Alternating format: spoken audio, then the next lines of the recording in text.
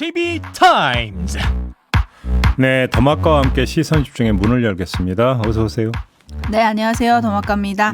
안만호님이 첫 생박 너무 감격입니다 라고 보내주셨네요. 어서 오시고요. 감격을 더할 수 있는 인사말을 해주세요.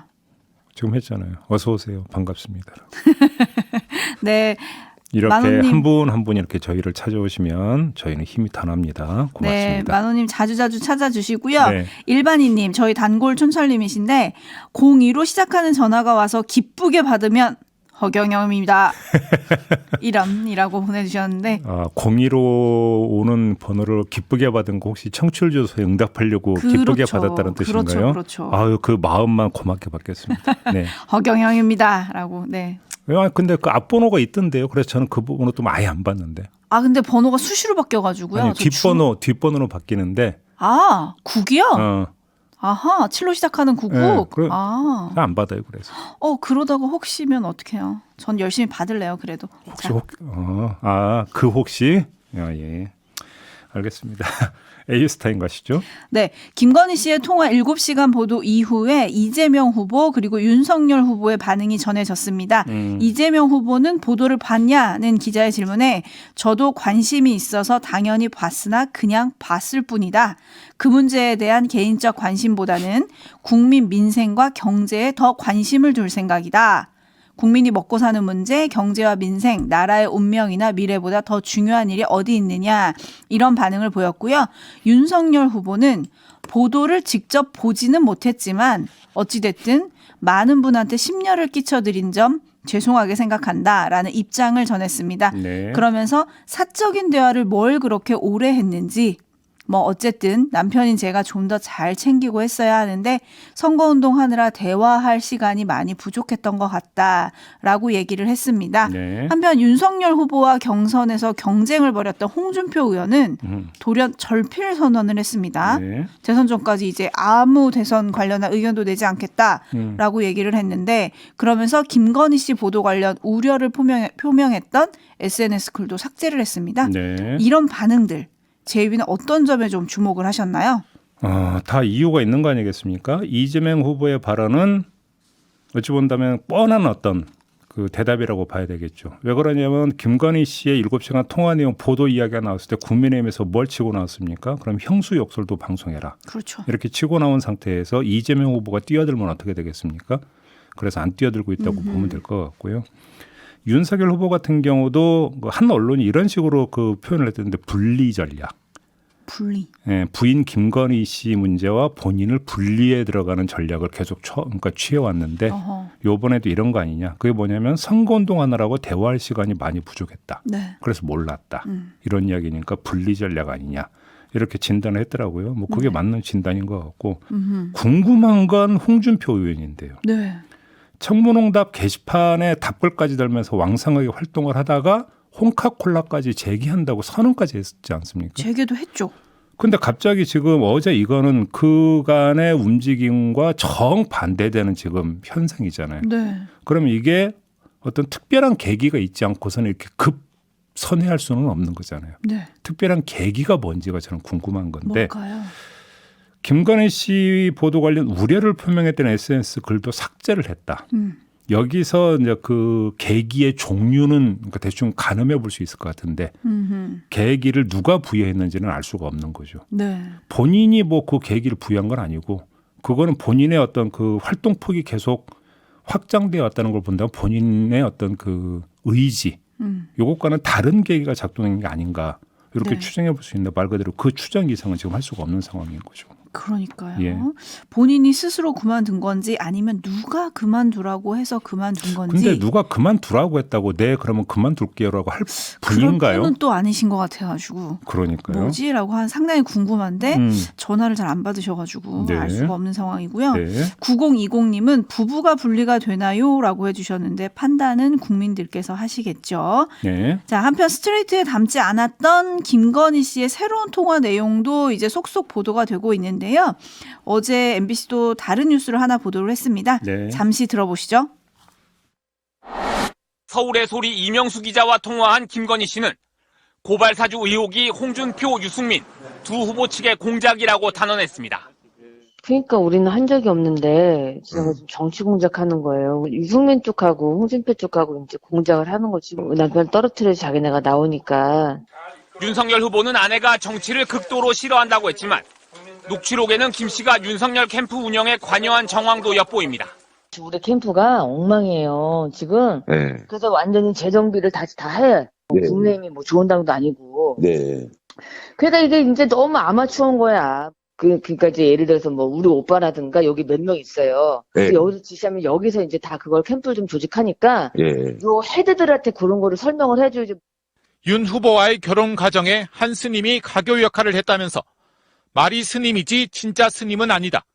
혼자 돛 닦는 분이라고 설명했고 윤 후보도 영적인 끼가 있어 자신과 연결된 것이라고 했습니다. 내가 신을 받거나 이런 건 전혀 아닌데 사실 네. 내가 웬만한 사람도 잘 맞을 거야. 왜냐면 빛깔을 보고서 하는 거지. 네. 이게 생김 이게 생김을 보는 거는 굉장히 하수들을 보는 거예요. 네, 이 짧은 컷에 참 여러 가지 얘기가 담겨 있는데요. 네. 6637님이 고발 사주가 홍준표 공작이다?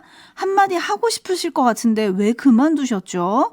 여긴 다 공작이라고 하네요. 라고 해주셨네요. 근데 사실은 이거는 새로운 얘기가 아니에요. 그러니까 아하. 고발 사주 의혹이 터졌을 때 윤석열 캠프 쪽에서 뭔가 한 인사가 박지원 국정원장을 만났는데 그게 홍준표 캠프 인사 아니냐라는 의혹을 제기한 적이 있지 않습니까? 아, 그렇죠. 그렇죠. 그래서 이른바 제보 사주 의혹을 제기한 바가 있지 않습니까? 네. 그러면서 이제 이거 가지고 경선 과정에서 상당히 이제 크게 마찰을 빚은 적이 있지 않습니까? 이렇게 놓고 본다면 김건희 씨의 이야기는 그 연장선상에서 나온 걸로 해석을 하면 되는데 네. 유승민 당시 경선 후보까지 언급한 게 좀 약간 이채로운 거죠. 그때 경선 과정에서는 홍준표 후보 쪽 이야기는 나왔었었는데. 아, 그러네요. 생각해보니까. 예, 예. 그렇게 놓고 본다면 유승민 후보를 왜 거론했는지 그게 궁금한 건데 당시 경선 과정에서 유승민 후보는 천공거사를 그러니까 거론한 바가 있었죠. 네. 고발 사주는 아니었고. 네. 그래서 왜 유승민 후보까지 언급을 했는지 그건 잘 모르겠습니다. 김웅 의원이 당시 유승민 캠프 대변인이어서? 네. 네. 아무튼 네, 그렇습니다. 네. 그리고 또 앞서 들으신 오디오에 보면은 혼자 돛 닦은 분, 뭐 신 이런 얘기를 좀 하잖아요. 네. 이게 또 어제 하루 건진법사에 대한 얘기가 또 많았지 않습니까? 네. 그래서 그 얘기로 좀 이어질 것 같은데요. JB타임즈 오늘 주목할 뉴스 첫 번째 뉴스가 바로 이겁니다. 네. 오디오로 먼저 들어보시죠. 참. 뭐 그분이 무속인 맞습니까? 예? 제가 우리 당 관계자한테 그분 소개받아서 인사를 한 적이 있는데 스님으로 저는 알고 있고 법사라고 저는 들었습니다. 그리고 그분은 여기 뭐 직책이나 이런 거 전혀 맡고 계시지도 않고 뭐 자원봉사자 이런 분들을 소개해 준 적은 있다고 하는데 뭐 무슨 일정 메시지를 막 뭐 이런 제가 기사를 봤는데 참 황당한 얘기입니다. 네. 저는 무속인을 만난 적이 없고요. 제가 그 세계일보에 언급된 분은 우리 당 관계자 분께서 이분이 많이 응원하신다고 해서 인사를 한 적은 있습니다만은 선거에는 원래 다양한 분들이 오잖아요. 그래서 저는 스님이라고 소개를 받았습니다. 네. 불교인이라고. 네. 배우자분과 같이 만나신 건 아니에요? 네, 그건 아니고. 네. 네. 윤석열 후보의 주장은 어제 저희와 인터뷰했던 윤희석 상임 공보특보의 주장과 거의 같죠. 네. 그냥 한번 인사했다, 소개를 받아서 인사했다고 하는데 또 이 사람의 내역은 좀 소상히 알고 있는 듯이 지금 이야기를 하고 있지 않습니까? 윤석열 네. 후보는. 그래서 좀 이익지체롭긴 한데요. 그런데 세계일보가 후속 보도를 내놨어요. 그러면서 동영상까지 공개를 했는데 지난 1일 윤석열 후보가 네트워크 본부 사무실을 방문을 했을 때의 장면인데요. 전 씨가 윤석열 후보를 안내하면서 어깨와 등을 툭툭 치고 잡아끄는 이런 장면이 지금 나오거든요. 네. 네트워크 위원회라고 해죠. 정식 명칭 위원회라면서요. 네. 이 네트워크 위원회 내 팀원들을 차례로 불러서 윤석열 후보와 기념 촬영을 하도록 하기도 하고 청와대 춘추관장 출신의 김영준 수석부 본부장에게 키가 크니까 옆으로 가라고 할 정도로 거침없이 대했다는 거잖아요. 네. 동영상을 보면. 그러면 이게 이 윤희석 특보나 윤석열 후보 본인이 설명했던 것과 이 사람의 행동은 지금 매치가 되느냐. 그렇게 보기 힘든 점이 있다라고 지금 세계일보는 지적을 하고 있는 거 아니겠습니까? 네. 또 한 가지는 이 전 씨의 가족이 선거대책본부에 관여하고 있다라는 내용인데요. 네. 처남 김모 씨는 네트워크위원회 산하 현장 지원팀 소속으로 윤석열 후보를 밀착 수행하고 있다고 합니다. 근데 시점을 봐야 되는데 이 사람이 수행을 하기 시작한 시점이 윤석열 후보가 대선 출마를 선언한 지난해 6월 29일로까지 거슬러 올라간다는 거죠. 네. 그다음에 딸 전모 씨도 경선 직후부터 이달 초까지 윤석열 후보 관련 SNS와 사진 촬영 업무를 수행을 해왔다고 하고요. 그다음에 이 전 씨 본인은 역삼동 2층 단독주택에 법당을 차려놓고 무속인들의 어머니 신으로 지칭되는 마고 할머니를 모시고 있다. 네. 이런 내용까지 지금 세계일보가 보도를 한 거죠. 물론 이게 또 국민의힘 당에서는 이 역시도 사실 무근이다. 자원봉사자들이다. 뭐 이런 식으로 해명을 하기는 했더라고요. 예. 지금 일단 국민의힘 선대본하고 세계일보의 주장이 지금 엇갈리고 있기 때문에 네. 사실관계부터 좀 정확히 확인할 필요는 분명히 있습니다. 네. 하지만 세계일보가 공개한 동영상을 보면 그냥 몇 번 들른 사람이라고 보기 힘든 점은 분명히 있다. 네, 굉장히 상식적으로 주도적이죠. 볼 때. 네. 그다음에 이걸 봐야 되는 거고요. 만약에 세계일보가 제기하는 것처럼 전 씨가 이 네트워크위원회에 결합돼 있는 게 사실이라면 그다음에 확인해야 할 건 뭐냐면 누구에 의해서 어떻게 연결됐느냐. 바로 이 점 아니겠습니까? 네. 이와 관련한 단서가 바로 전 씨의 처남입니다. 제가 볼 때는. 세계일보 보도에 따르면 처남이 윤석열 후보 대선 출마 선언 날인 6월 29일 영상과 카이스트 방문 날인 7월 6일 영상에도 나온다라는 거잖아요. 수행하는 장면이. 네네네. 그러면 이거는 윤희석 특보가 어제 저희와의 인터뷰에서 네트워크 위원장과의 친분 때문에 몇 번 드나든 적은 있다라고 했던 말과는 배치되는 얘기죠. 그렇죠. 전 씨 처남은 6월 29일부터 윤석열 후보를 수행을 했는데 전 씨는 선대본이 꾸려지고 네트워크 뭔가 위원회가 꾸려지고 그 위원장이 임명된 후에와 그와의 인연 때문에 드나들었다라는 얘기가 이게 앞뒤가 맞는 이야기입니까? 상식적으로는 말이 되기가 힘들다라는 거고요. 네네네. 윤석열 후보하고 선대본의 해명이 공개된 정황과 너무 많이 엇나가고 있기 때문에 또 다른 의혹거리 하나가 급부상했다. 네. 이렇게 일단 좀 그러니까 중간 정리를 할 수밖에 없는 거죠. 그러면 전 씨 따로, 처남 따로, 윤석열 후보 쪽과 직접적, 간접적으로 따로따로 연결이 됐다라는 이야기가 되는 건데 네. 이걸 상식적으로 이해할 수 있느냐라는 거잖아요. 그러니까요. 궁금한데 홍준표 의원은 최순실 사태처럼 흘러갈까 걱정스럽다. 뭐 이런 우려를 나타내기도 했습니다. 예. 그리고 또 하나 국민의힘은 이 건진법사가 무속인이 아니다. 대한불교종정협의회 기획실장이다라고 어제 공보단이 입장을 냈거든요. 네. 근데 이 해당 단체가 과거에 지방의 한 축제에서 머리부터 발끝까지 가죽을 벗긴 소 사체를 제물로 바치는 행사를 주관을 해서 사회적 물의를 일으킨 전력이 있는 것으로 확인이 됐습니다. 예. 어제 보도가 많이 됐죠. 예. 당시 불교방송은 일부 유사 종교의 왜곡된 종교 행사, 불교 전체가 오해라는 제목의 기사를 내서 비판을 하기도 했거든요. 네. 그래서 뭐 이런 부분도 좀 따져봐야 될 것 같고요. 3513님, 주말엔 교회와 성당, 평일엔 무속인. 이분 진심이 뭘까요? 파랑나비님, 동물 학대죄 아닌가요? 그 사진 너무 끔찍해서 머릿속에서 떠나질 않습니다. 8839님, 무속인과 네트워크? 뭔가 양극단의 대통합 느낌입니다. 라고 해주셨고요. AR로 시작하시는 분은 캠프에 무속인이든 법사든 스님이든 방문하는 것도 이상합니다. 김동진님, 선거에 다양한 분들이 오시죠. 그런데요, 윤 후보님, 무당이나 무속인은 좀 그런 것 같아요. 라고 꼬집어 주셨어요. 다시 한번 정리를 해드리면 전 씨 본인과 전 씨 처남 김 씨가 같이 연결이 돼서 윤석열 후보 쪽하고 연결이 됐다고 가정을 하면 그러면 일단 시점을 어디로까지 거슬러 올라가야 되냐면 6월 29일 작년. 그렇죠. 그러니까 영상이 잡힌 것만 기준으로 하는 겁니다. 네네네. 이때까지로 거슬러 올라가야 되는데 이때는 윤석열 후보가 국민의힘에 입당하기도 전이고요. 전이죠. 그냥 그 개인이 대선 출마 선언하고 캠프를 소박하게 꾸린 단계인데 누구에 의해서 그러면 윤석열 후보가 이때 연결이 됐느냐. 포인트는 여기에 있는 거거든요. 간단히 정리를 하면. 이걸 그러니까 규명을 해야 된다는 거죠. 네네. 뭐 한편에서는 도와줄 수 있는 거 아니냐, 지인이면 뭐 이런 얘기 하시는 분들도 지금 있거든요. 네. 이에 대한 사실 확인은 잠시 후에 김재원 최고위원한테 물어보도록 하겠습니다. 네. 자, JB타임즈 다음 주목할 뉴스 넘어가겠습니다. 오디오로 먼저 만나보시죠. 사랑하고 존경하는 국민 여러분, 정의당 대통령 후보 심상정입니다. 지난 며칠 동안 국민 여러분께 심려를 끼쳐드려서 정말 죄송합니다. 제가 선거운동 일정을 중단한 것은 단지 지지율 때문은 아니었습니다. 더 큰 힘으로 우리 시민들의 삶을 실질적으로 개선하는 정치를 하고 싶었습니다.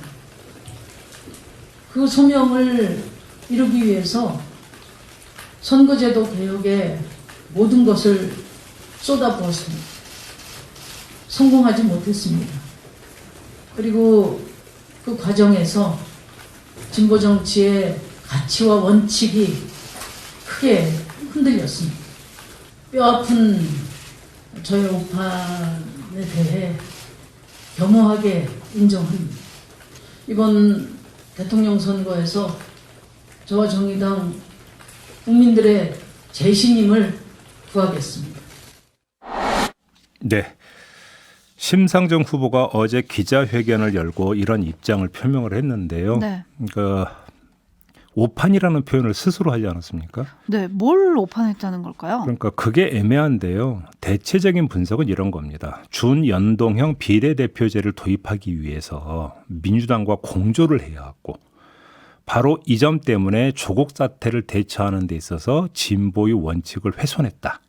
일단 좀 이렇게 해석을 해야 되는 게 아니냐. 이게 좀 대체적인 분석인 것 같아요. 네. 이 부분은 우리 촌철님들의 그냥 평가에 맡기도록 하겠고요. 또 하나 밑줄을 그어야 되는 단어가 재신임인데 재신임을 언급을 하지 않았습니까? 그러면 재신임을 어떻게 묻겠다라는 건지 그 구체적인 실행 방법이 없더라고요. 그러니까 기자들이 그러면 향후 총선 불출마 가능성도 있는 거냐 이렇게 그러니까 질문을 했더니 대답은 미래에 대한 약속을 드릴 계획은 없다라는 것이었거든요. 그리고 이렇게 놓고 본다면 예를 들어서 어떤 기준점을 정한 다음에 이걸 그러니까 재신임을 받는지 안 받는지 어떤 그 기준점으로 삼고 그 여하에 따라서 행동을 정하겠다라는 우리가 이제 재신임을 구한다라고 할 때 일반적인 표현은 아니고 네. 그냥 다시 신임을 얻도록 열심히 노력하겠다. 이런 뜻으로 했던 것으로 해석을 해야 될 것 같아요.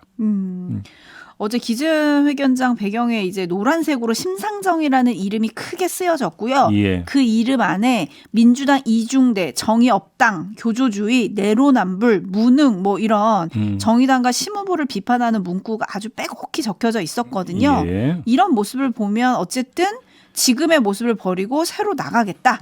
뭐 이렇게 결의를 다졌다. 이렇게 그렇죠. 이해할 수도 있을 것 같아요. 예, 결의를 다졌다라는 표현이 딱 맞는 것 같아요. 그러니까 재신임이라고 하는 표현은 그렇게 이해를 하는 게 맞을 것 같습니다. 네, 어떻게 또 결의를 다져 나가고 행동하는지 이건 좀 지켜봐야 될 것 같고요. 예. 뉴스 한분석이 함께하는 JB타임즈 다음 주목할 뉴스는 어떤 건가요? 정몽규 현대산업개발 회장이 어제 기자회견을 갖고 입장을 발표를 했습니다. 내용은 크게 두 가지인데 안전점검에 문제가 있다고 나오면 분양자 계약 해지는 물론 완전 철거와 재시공까지 고려하겠다. 이게 하나고요.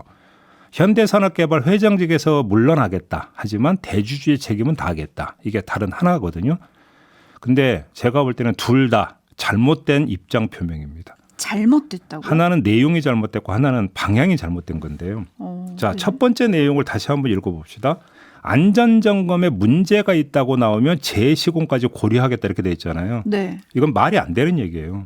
안전점검에 문제가 있다고 나오면 무조건 재시공하는 겁니다. 아, 그러네요. 고려하고 말 거 없는 거예요. 그러네요. 이렇게 표현하면 안 되는 거고요. 그런 점에서 내용이 잘못됐다는 거고 두 번째 내용은 앞뒤를 바꿔야 되는 거죠. 대주주의 책임을 다하겠다라는 건 지주사인 HDC 회장직은 유지하겠다라는 거잖아요. 네. 하나는 내놓고 하나는 지키는 이 선택을 중대재해처벌법에 한번 비춰서 평가를 해봅시다. 그럼 어떤 결론이 나옵니까? 중대재해처벌법상의 최고 경영자 책임은 안 지고 대신 그룹 지배권은 유지하겠다. 그런 뜻인 거잖아요. 그러니까 방향이 잘못된 거죠. 그러네요. 결국 고개는 숙였지만 다 내려놓지는 않았다 이건데요. 네. 돌아보면 작년 6월에 9명이 사망하고 8명이 다친 학동 철거 사고 때도 정몽규 회장은 재발 방지를 약속을 했었고 네. 그때도 고개를 숙였습니다. 예.